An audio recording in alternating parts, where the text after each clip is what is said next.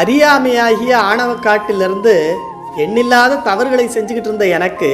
பல பிறவிகளை கொடுத்ததோடு மட்டும் இல்லாமல் இப்படி இதையே செஞ்சுக்கிட்டு இருந்தேன்னா மேலும் மேலும் பாவவினை சேர்ந்து பிறவி எடுத்து மறுபடி வந்து கஷ்டப்படணுங்கிற உண்மையை உணர்த்தி மறந்தும் பிறர்க்கு துன்பம் செய்யக்கூடாதுங்கிற அறிவையும் கொடுத்து அவனை வழிபடும் வழியையும் காட்டக்கூடிய குருநாதராக வெளிப்பட்டு தோன்றி எனக்கு உண்மை ஞானத்தை உபதேசித்த குருநாதர் வேற யாரும் இல்லை, இந்த செந்திலாண்டவர் தான். இதை மாசில் உயிர்க்குயிரும் மாசில் உணர்வுக்குணர்வும் வானில் அணுவுக்கணுவும் உபாயக்காரனும் வாதனை தவிர்த்த குருநாதனும் வெளிப்பட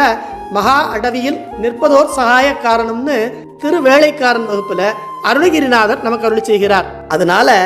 அவன் குருவாக வந்து உணர்த்தியதை உள்ளவாறு உணர்ந்து அதை வாழ்க்கையிலையும் கடைபிடிச்சு நல்ல கதி அடைய